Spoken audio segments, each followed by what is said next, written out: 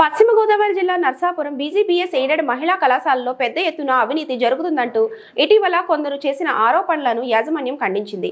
తమ కాలేజీలో ఫీజులు, నిధులు దుర్వినియోగంపై వచ్చిన ఆరోపణల్లో వాస్తవం లేదని కళాశాల కరెస్పాండెంట్స్ నూలి శ్రీనివాస్ స్పష్టం చేశారు. కాలేజీ చైర్మన్ నూలి బ్రహ్మమూర్తితో కలిసి ఆయన మీడియాతో మాట్లాడుతూ తమ కళాశాలకు 5 దశాబ్దాల చరిత్ర ఉందన్నారు. జిల్లాలో మొట్టమొదటి మహిళా కళాశాల కూడా తమదేనన్నారు. 2 ఏళ్ల క్రితం కాలేజీ స్థలం విక్రయం కూడా అంతా నిబంధన ప్రకారమే జరిగిందన్నారు. కానీ ఎటువంటి ఇన్ఫర్మేషన్ కూడా లేకుండా ఎన్నో సంవత్సరాల నుంచి ఎంతో చక్కగా నిర్వహిస్తున్నప్పటికీ కూడా వాళ్ళ యొక్క స్వలాభం కోసం కొంతమంది వ్యక్తులు ప్రెస్ మీట్ పెట్టి సంస్థల మీద వ్యక్తిగతంగాను కూడా చాలా అబండాలు వేశారు.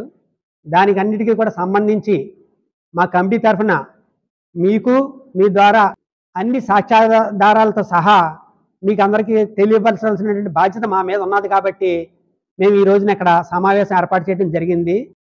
కాలేజీ స్థలాలు, సంస్థల స్థలాలు 300 కోట్ల రూపాయలు ఖరీదు చేసేవి అతి తక్కువకి అమ్మేశారు, మోసం చేసేసారు, దొంగ రిజల్యూషన్స్ రాశారు అని చెప్పేసి మెయిన్గా పేపర్లో రావటాలు, అలాగే కొల్లి నాయకర్ అని ఒక ఆయన సెప్టెంబర్లో ఆర్డీఓ గారికి, ముఖ్యమంత్రి గారికి, లోకేష్ గారికి అలాగే ఒక 20 మందికి కంప్లైంట్లు చేయడం జరిగింది. జరిగితే అప్పుడు అక్టోబర్లో ఆర్డీఓ గారు, ఎంఆర్ఓ గారు, ఈఆర్ఓలు అందరూ కలిసి వచ్చి ఒక 3.5 గంటల సేపు వాళ్ళు పెట్టినటువంటి ఎలిగేషన్స్ అన్నిటికీ కూడా మమ్మల్ని అడగటం, మా దగ్గర స్టేట్మెంట్ తీసుకోవడం కూడా జరిగింది. ఇప్పటికి 8 నెలలు అయింది. మీరు ఈ రకమైనటువంటి పొరపాటు చేశారని చెప్పేసి ఏది కూడా ఇప్పటిదాకా మాకేమీ ఇవ్వలేదు. మేము స్థలం అమ్మిన మాట మాత్రం వాస్తవం, 100% వాస్తవం. ఆ స్థలం చెట్టి గారు సమకూర్చున్నది కాదు. కాలేజీకి 2006వ సంవత్సరంలో కొమండూరు వారి వంశీయులు కాలేజీకి సంపూర్ణ దాన విక్రయాధికారాలతో సహా 2006లో వాళ్ళే రిజిస్టర్ చేసి కాలేజీకి ఇచ్చారు. కాలేజీ అభివృద్ధి కోసం అని చెప్పేసి సంపూర్ణ దాన విక్రయాధికారాలతో సహా ఇవ్వడం జరిగింది. 2006లో రిజిస్ట్రేషన్ చేసి ఇచ్చారు మాకు. వారు ఆదాయం ఏ రకంగానూ లేదు. మేనేజ్మెంటే జీతాలు ఇవ్వాల్సి వచ్చే పరిస్థితి, మెంబర్స్గా వచ్చి చేయటం, అట్లాగా 30 మంది దాకా మేము జీతాలు ఇచ్చేవాళ్ళము. జీతాలు ఇచ్చేటువంటి పరిస్థితుల్లో అది కూడా ఒక సేవాభావం అనుకుని ప్రెసిడెంట్ గారి కుటుంబీకులు, ట్రెజరర్ గారి కుటుంబీకులు మేము కూడా పెట్టుబడి పెట్టే కాలేజీని నడుపుకుంటూ వచ్చాము. కాలేజీనే కాకుండా మ్యూజిక్ కాలేజీని, పీజీ కాలేజీని, స్కూల్కి కూడా పెట్టుబడులు పెట్టి నడుపుకుంటూనే వచ్చాము. అది మేము బరువు అనుకోలేదు, లేదంటే కనుక ఏదో ఆశించి కూడా మేము చేయటం కాదు. చెట్టి గారు స్థాపించినటువంటి సంస్థని మాకు ఓపుకున్నంత వరకు కాపాడాలి, నడపాలి అని ఒక ఉద్దేశమే తప్ప ఇంకో ఉద్దేశం ఏమీ కాదు. ఈ ఉద్దేశం కూడా ఎందుకు వచ్చింది అంటే కొన్నంతకాలం కూడా కాలేజీని నడుపుదామని చెప్పేసి 2019వ తారీఖు వరకు, 2019వ సంవత్సరం వరకు కూడా కాలేజీకి ఫీజులు లేవు. వాళ్ళు కట్టిన ఫీజులు యూనివర్సిటీకి, ఇంటర్మీడియట్ బోర్డుకి సరిపోయేవి. వేరే రకంగా సోర్సెస్ ఏమీ లేవు. అమ్మాజీ గారు ప్రిన్సిపల్గా ఉన్నారు, స్టాఫ్ రిప్రజెంటేటివ్గా షాలిని మేడం గారు ఉన్నారు. మేమందరం కూడా ఎక్స్ట్రాడినరీ మీటింగ్ పెట్టుకుని మీతో ఎప్పుడెప్పుడే జరిగేటట్టుగా లేదు, కొన్ని ముళ్ళు వేసేస్తున్నారు కొంతమంది మనకి కావాల్సిన వాళ్ళే అని చెప్పేసి కాలేజీ డాక్యుమెంట్స్ అన్నీ కనుక చూస్తే అప్పుడు కొమండూరు వంశీయులు ఇచ్చినటువంటి డాక్యుమెంట్ చెట్టి గారు ఇచ్చింది కాదు, చెట్టి గారు ఉండగా ఇచ్చింది కాదు. అది మేము స్టడీ చేస్తే సంపూర్ణ దాన విక్రయాధికారాలతో 1247 గజాలు కాలేజీకి ఇచ్చారు.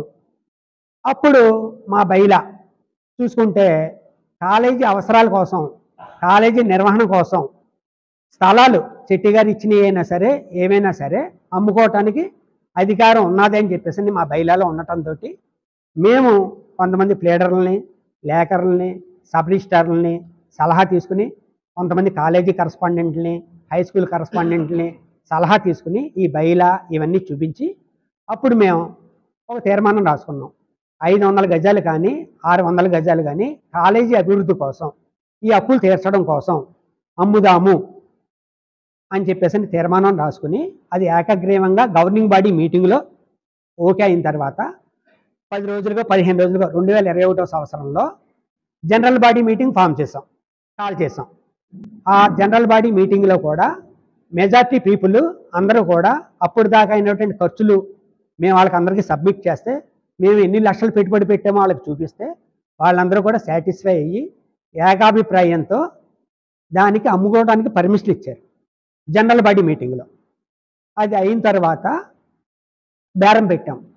కాలేజీకి బాగుంటుంది అని చెప్పేసి ఉద్దేశంతో అంత అమ్మాలని అమ్మటానికి అవకాశం ఉన్నప్పటికీ కూడా, మాకు రైట్స్ ఉన్నప్పటికీ కూడా అది 500 గజాలు కానీ 600 గజాలు కానీ అమ్ముదాం, ముందర బయట అప్పులు తీర్చేద్దాం, మా అమౌంట్లు ఉంటే మేము తర్వాత చూసుకుందాం, కొత్త కోర్సులు తీసుకొద్దాం, మంచి శాలరీస్ ఇద్దాం, మంచిగా కాలేజీని నిర్వహిద్దాం అని చెప్పేసి ఉద్దేశంతో మేము బేరం పెడితే, మా కాలేజీలో one of the governing body అయినటువంటి కోట్ల సాయి వెంకటరాజా ద్వారా ఒక బేరం వచ్చింది. వాళ్ళ ఇంట్లోనే కూర్చోవడం జరిగింది. అప్పట్లో రాయపేటలో ఉన్నటువంటి రేట్లు 27,000 28,000 కాడి నుంచి 30,000 32,000 దాకా జరిగేవి బేరాలు. కూడా అంత తక్కువకి మేము అమ్మదలుచుకోవాలా. రాయపేటలో ఏ రేట్ అయితే ఉందో ఆ రేటుగా అమ్మాలి. ఇది సంస్థ డబ్బులు, మనం అఫీషియల్గానే అమ్ముతున్నాం, అన్అఫీషియల్గా ఏమి అమ్మట్లేదు అని చెప్పేసి మేము ఏమైనా సరే ఆ రేట్ వస్తానే అమ్ముదాం, లేకపోతే లేదని చెప్పేసి ఉండడంతో రాజాగారి ఇంట్లో ఒక 300 గజాలు నరసాపురం ప్రముఖ ఇండస్ట్రియలిస్ట్ కుటుంబీకులు 30,000 రూపాయలకి గజం, 30,000 రూపాయలకి 300 రూపాయలు తీసుకోవటం, అగ్రిమెంట్ చేసుకోవడం జరిగింది.